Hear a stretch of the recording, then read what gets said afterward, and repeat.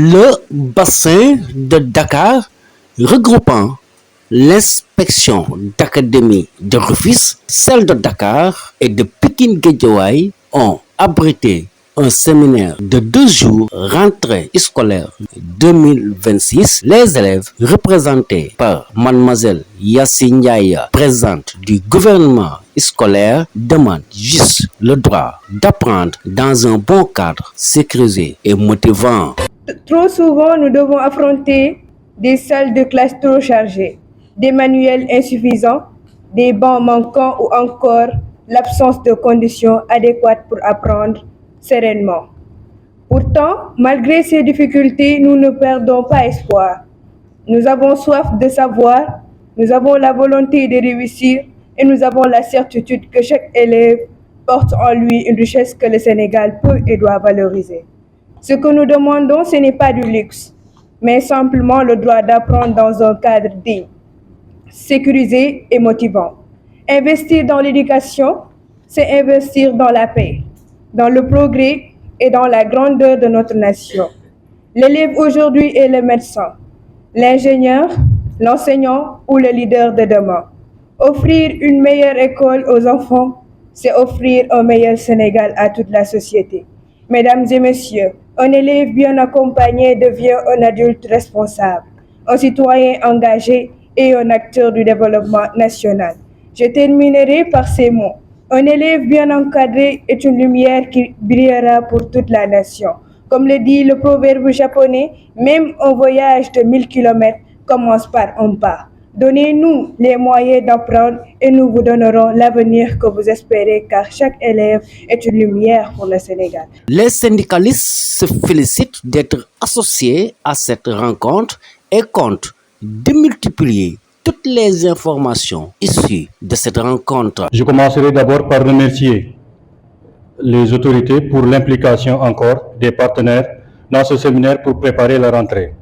Cela permet encore une fois une mise à niveau de tous les acteurs de l'éducation, afin que nous soyons tous au même niveau d'information. Je dois dire que depuis hier, en tout cas, je suis comme dans un nuage. Vous imaginez toutes les informations que nous avons pu recueillir durant ce séminaire. Si tous les enseignants, je dis bien si tous les enseignants étaient au courant de tout ce qui se passait au niveau du ministère et au niveau des académies et au niveau des IF, et que nous tous ensemble, on puisse animer, coordonner nos efforts pour l'atteinte des objectifs, ce serait vraiment extraordinaire pour l'éducation au Sénégal. Et cela me conforte toujours dans ce que j'ai l'habitude d'inviter, tous ceux que je côtoie, la communication. Nous n'étions pas au courant de certaines choses et je pense que nous, aujourd'hui, qui sommes présents ici, les membres du G7, nous serons les porte-parole de ce qui a été dit ici et de ce que nous avons vécu ensemble.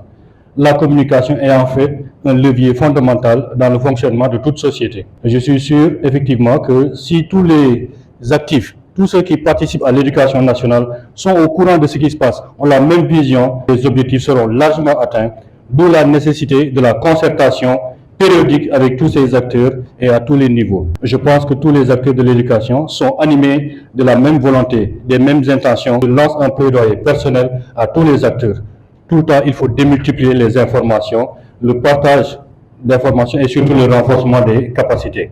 À notre niveau, nous allons aussi rendre compte à nos syndicats et à nos mandats pour qu'ensemble, nous allons joindre ensemble les efforts pour une école de qualité, inclusive et participative. L'association des parents d'élèves sont prêts et engagés pour une bonne rentrée des classes 2025-2026. Ils comptent rester encore très vigilants. Au nom des parents d'élèves de la région de Dakar, et au moment de clore officiellement les travaux de ce séminaire si riche, je tiens à exprimer nos sincères gratitudes à mesdames et messieurs les représentants des différentes directions du ministère de l'Éducation nationale ici présents, à mesdames et messieurs les inspecteurs d'académie et leurs équipes pour la qualité de l'organisation et pour l'esprit d'écoute et d'ouverture qui a marqué ces échanges. Vos engagements à nos côtés est le ciment d'un partenariat solide. Mesdames et messieurs, ces quelques jours de réflexion intensive ont été à la hauteur des enjeux. Nous quittons ces lieux avec le sentiment du devoir accompli et, je l'espère, une conviction partagée. nous sommes mieux armés pour affronter la rentrée scolaire 2025-2026. Les échanges ont été constructifs, les débats francs et les propositions pertinentes. Nous avons parlé de l'essentiel: l'amélioration du cadre d'apprentissage, la sécurité de nos enfants, le soutien aux enseignants et l'impérieuse nécessité d'une communication fluide entre l'école et les parents. Des consensus forts se sont dégagés et des pistes d'action concrètes ont émergé. Le chemin à parcourir est encore long, mais le cap est désormais clair. La feuille de route qui se dessine n'est pas une fin en soi, mais la pérennisation de notre action commune. Chers partenaires, chers collaborateurs, l'engagement ne s'arrête pas aux portes de ce séminaire. Aux parents d'élèves et organisations de la société civile, je dis, restons vigilants et actifs. À nos partenaires du ministère de l'Éducation nationale et services déconcentrés, je redis, comptez sur notre collaboration loyaliste et exigeante. La réussite de nos enfants est notre objectif commun et suprême. Que l'esprit de responsabilité et de concertation qui a prévalu durant ces travaux continue de nous animer tout au long de l'année scolaire 2025-2026. L'Union du comité de gestion des écoles est revenue largement sur la citoyenneté et lance un appel aux collectivités territoriales de respecter strictement les textes liant aux compétences transférées de l'éducation. Je sais que tous ces jours-là, on a passé de très bons moments qui me font penser à une campagne de communication pour un changement de comportement citoyen. Lorsqu'on dit que la centralité c'est l'enfant, mais je pense qu'ici, tout ce qu'on dit, c'est la citoyenneté. La citoyenneté, ça doit être au centre de ce débat. Donc l'unité, les nouvelles initiatives pour la transformation humaniste, ça me renvoie à Douglas Malloch, qui disait que tout travail qui aide au développement d'une humanité a de la dignité et de l'importance. Et si tu ne peux pas être un pain dans un coteau, il faut être une broussaille dans une vallée. Revenir aussi sur les thèmes comme les coins bois. Le PFE l'avait dit depuis des années, le programme d'information et de formation en environnement. Le fait que les enfants travaillent ensemble sur un champ collectif ou bien un jardin collectif, et ça donne une idée d'une dimension personnelle et une dimension collective pour la transformation de cette société. Mon dernier mot serait un appel aux collectivités territoriales. Ne négocions pas, mais c'est qu'il faut reprendre les textes parce que le droit a dit que c'est une compétence transférée. Il faut qu'on transfère cette compétence, mais pas aller dans le sens de vouloir dialoguer pour dire qu'aussi presque on est venu commander. Moi, je ne suis pas dedans. En tout cas, il faut parler sainement, mais revoir les textes parce qu'on est dans un contexte de djubal-djubanti. De l'équipe ministérielle, je voudrais donc au nom de mes collègues inspecteurs d'académie de Rufisque et de Dakar vous remercier pour l'excellent état d'esprit avec lequel nous avons pu vraiment tenir ces 2 journées d'atelier d'une importance capitale.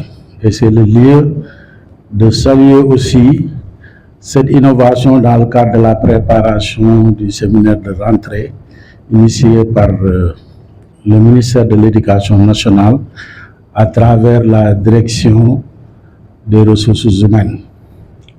Je pense, comme le disait le professeur Abdallah, cette activité a permis de créer un lien encore plus fort parce que les orientations stratégiques doivent être traduites à notre niveau de manière opérationnelle pour vraiment atteindre l'ensemble des objectifs qui nous sont assignés.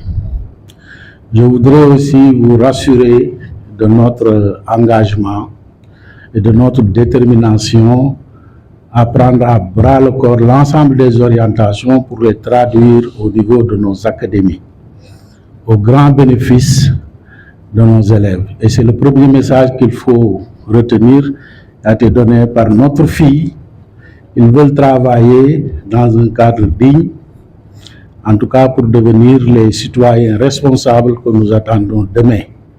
Et c'est d'ailleurs les grands objectifs de nos projets académiques et de nos projets de circonscription, mieux faire réussir les élèves, mieux gérer les écoles et les établissements, mieux piloter les écoles et les établissements, mieux dépenser les ressources et mieux communiquer autour de l'école. Et je pense que c'est un peu l'ensemble des activités que nous avons pu traverser durant ces 2 journées.